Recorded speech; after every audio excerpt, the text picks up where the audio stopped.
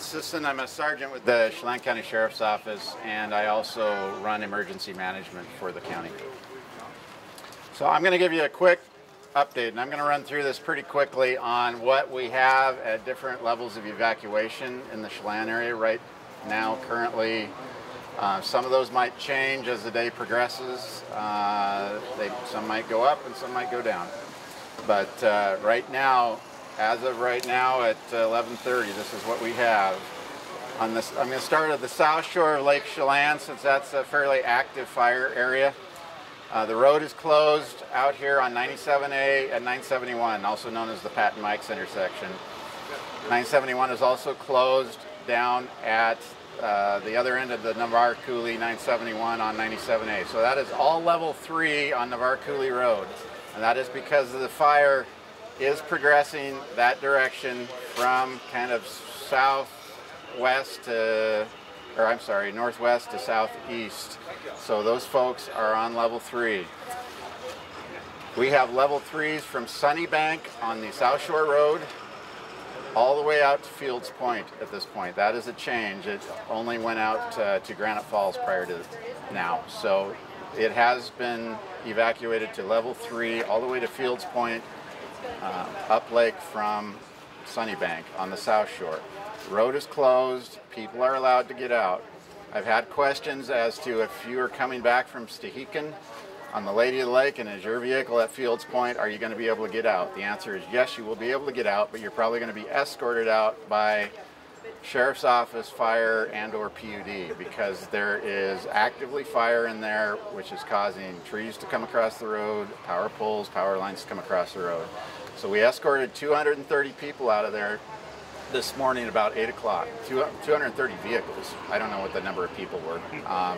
That's a lot of folks coming out, but we have more folks that need to come out. So that they might have to wait and be delayed at Fields Point, which right now is a safe area, and they will be able to come out via escort. May I ask you a question? Do you want me to wait too? Let's wait. Okay, that'd be easier for me. We did lose structures out there. I don't have a count. I've been told anywhere from 20 to 25 structures were lost in the area up lake from Watson's Resort to the yacht club area, and that whole section. There is 20 to 25 as a rough estimate. All these numbers I'm giving you are not hard numbers. I want you to understand that, because we have not had time to deal with that. I have the county assessor's office team is coming up to Chelan. We're going to work with them. They're going to deploy, and we're going to try to get hard numbers for you on structures that have been lost thus far in this entire complex of fires. So you're going to have to wait for hard numbers. I do not have them. I'm going to move out to the Apple Acres area, which is to the north of Chelan. You go east and then north. Apple Acres area is affected heavily by fire. It includes the Antwine Creek drainage. It includes Washington Creek, and it includes Howard Flats. There's active fire out there. There have been structures lost. Again, I don't know numbers up Antwine Creek, possibly up Washington Creek, and possibly along the Apple Acres Road. That is all level 3. Everything I just mentioned. The Apple Acres Road, all encompassing all those drainages I just mentioned, level 3. It is also a level 3 down in the Chelan Falls community, which is along the Columbia River directly to the east of Chelan. We're looking at taking that to a level 2, meaning they will lower to a level 2, and we might be able to get residents back in there. That has not happened yet, so you can say we're considering it, but we want the blessing of the fire district and the team to make sure that we can do that safely. The access from Chelan to Chelan Falls primarily is SR 150, a little stretch of roadway. That is totally closed and blocked by fire and fire personnel. It was blocked by power lines earlier, but that is still closed. So people that do go back to Chelan Falls will end up having to go out 97A when we open the 97A section of the highway from Chelan down to Highway 97. Again, State Route 150 down to Chelan Falls is level 3, all encompassing all the way down to Chelan Falls. That is where the big fruit warehouses have burned. The Chelan Fruit lost at least 1 or 2 structures. Chelan Lumber Company burned. There's several other structures, residences in there that have burned. In the Anderson Road area was fairly devastated by fire last night. That will remain at level 3 today.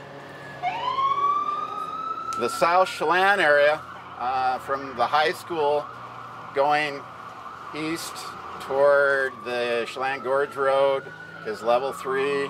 We're looking at lowering that to a level 2 so we can get some of those residents back in there. It will, prior to the big wrecking yard out there at the Chelan Gorge Road, that'll remain level 3 for the foreseeable future. So there will not be any access to the Chelan Gorge Road.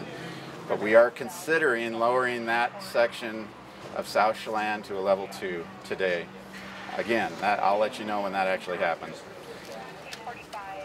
Highway 97A, which runs from the high school to the west and all the way up toward the tunnel, including the Hawks Meadow development. Everything on the south side of Highway 97A is currently a level 3. There's still active fire in there. There have been residences lost, especially up by the Waterslide Drive area. That's going to remain a level 3 throughout the day. I don't see that being lowered at any point. Union Valley, as you can see currently, is under a level 3 evacuation notice. That happened last night, that we evacuated all of Union Valley to include Kale Gulch and probably 20 little tangent roads up in that area have been gone to level 3, and they will remain at level 3 because there is fire now at the top of the ridge and it will drop down into Kale Gulch.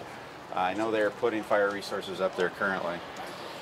And then finally, Perdaman Gulch, which is over a little more to the west of those ridges over in that area. There's probably 20 homes up there. They're at level 2 right now, and that happened this morning.